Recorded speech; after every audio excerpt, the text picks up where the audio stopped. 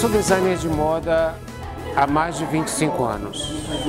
Eu comecei como designer aos 20 anos e não existia escola de moda. Eu estudei jornalismo, comunicação social e um dia participei de um concurso. Não sabia nada de moda, mas gostava muito de desenhar e eu preparei então o meu currículo todo em história em quadrinhos. Uma empresa achou muito criativo e me convidou que eu começasse a trabalhar numa equipe de estilo, de uma grande malharia. A partir daí eu comecei a trabalhar, mesmo concluindo meu curso de jornalismo, eu nunca mais parei de trabalhar como designer e me tornei um autodidata. Depois, bem mais tarde, eu fiz uma faculdade de pós-graduação em negócios da moda. Depois eu me tornei mestre em comunicação e semiótica. Eu gostaria de entender a moda como uma expressão, como uma questão dentro de um contexto social, dentro de um contexto simbólico, né? Então, o meu estudo no livro que eu escrevi, que se chama O Herói Desmascarado, o Herói Sem a Máscara, é uma ideia, é um estudo sobre o que é o herói na moda masculina. Porque todos os homens, sempre do século XX, sempre tiveram essa preocupação e essa obrigação em ser heróis. E a moda é um grande símbolo disso, porque nós nos uniformizamos depois da guerra. Porque nós passamos a nos preocupar apenas em sustento e o homem não podia mais ser vaidoso. Aí veio nos anos 60, a gente, por causa de uma libertação mundial, de várias indagações, inquietações, passamos a ser mais à vontade, mais hippies, mais gays e tal. Aí depois veio a AIDS, a SIDA, o problema de saúde associado ao preconceito de que era uma doença dos gays. E aí os homens passaram a se vestir normalmente, de novo, de uma forma muito séria, muito sisuda.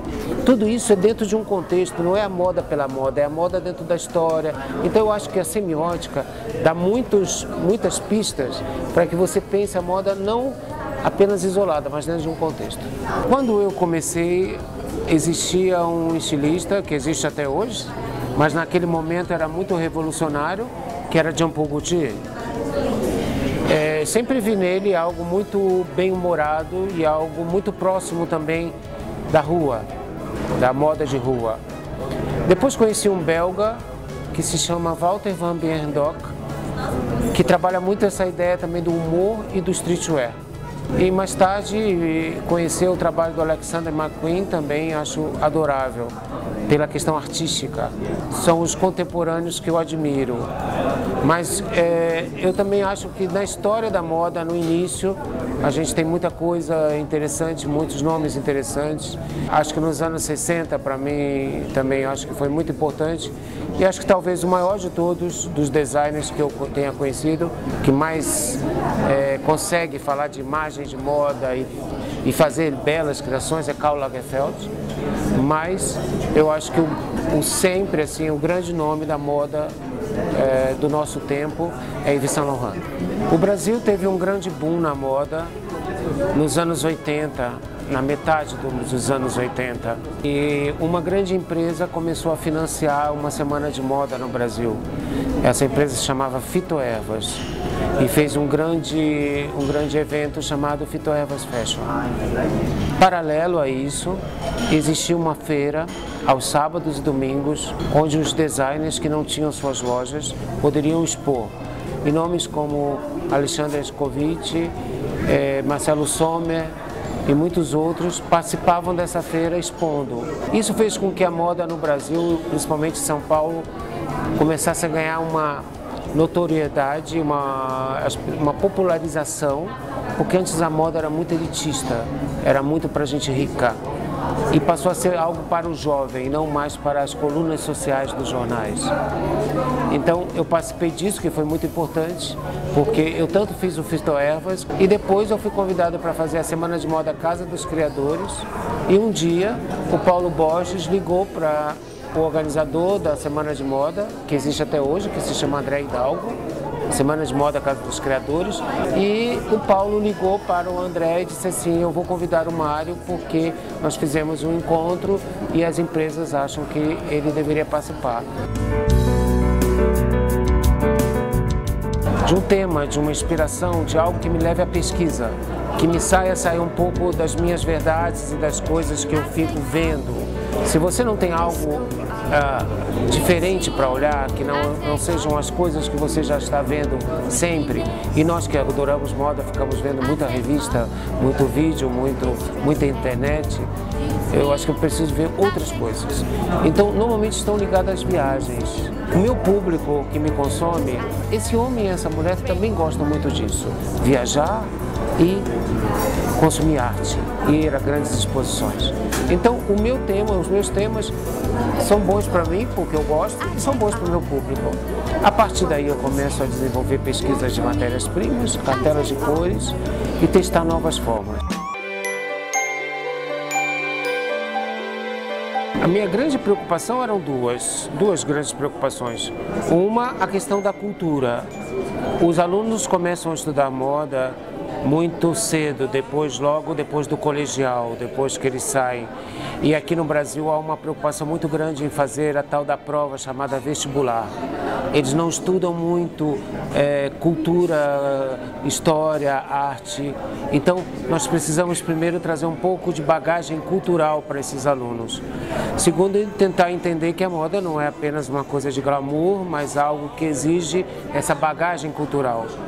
Outra coisa é mostrar a prática, porque minha história está muito ligada ao desenvolvimento de coleções. Eu trabalhei para grandes empresas, pequenas empresas e de diversos segmentos, desde o streetwear ao jeanswear, sempre com um pouco mais de foco no masculino. Então eu tento fazer com que na sala de aula seja um exercício de projetos, que os alunos desenvolvam coleções, ou seja, consigam entender a relação que os desenhos precisam ter entre eles. Os designers brasileiros, eles não podem seguir o caminho do fast fashion, porque nós nunca vamos ter, como designers, condições de fazer roupas baratas, nem na quantidade, nem no preço que, por exemplo, um grupo grande como a Zara.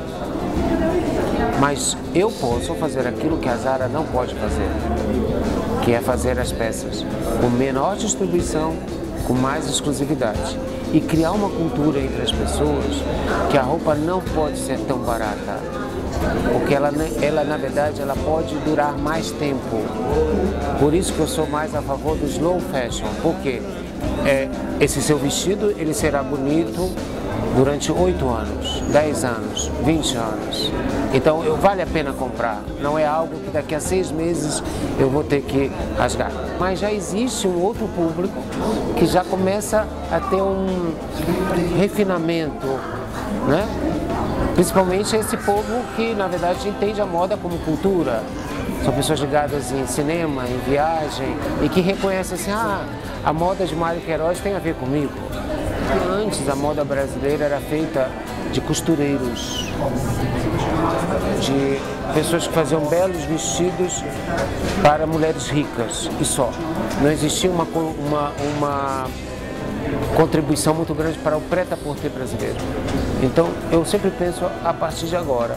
Hoje nós temos designers que estão aqui trabalhando há 20 anos, como o Reinaldo Lourenço, por exemplo, que eu acho que tem sempre um vigor de jovem, sempre tem uma coleção nova e que fazem um trabalho muito bonito, que eu respeito bastante. E acho que nós temos hoje, graças a Deus, vários segmentos e vários nomes importantes. Sentir que o brasileiro está muito animado e quer criar, e há um espaço maior para isso. O meu lado que é desanimado é que eu vejo uma invasão americana e europeia muito grande aqui dentro. Você percebe que algumas revistas de moda brasileira já não dão mais espaço para os designers brasileiros. Por quê? Porque você tem muitos anunciantes estrangeiros. Então, algumas revistas, os editoriais, você pergunta, mas esse editorial foi feito no Brasil? Porque Quando você vê os créditos, é Louis Vuitton, é Prada. Por quê? Porque essas marcas passaram a investir mais aqui. Esse eu acho que é o grande problema, porque eles vêm com muita vontade de conquistar um novo mercado. Eu acho que nós estamos, há muito tempo nós esperávamos deixar de ser o terceiro mundo.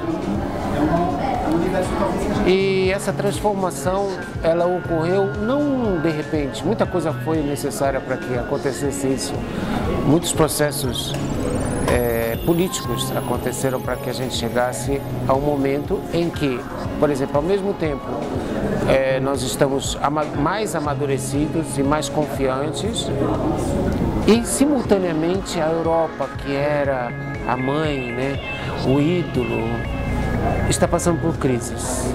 Então, acho que nós temos assim um momento de assim achar que nós podemos ir sozinhos.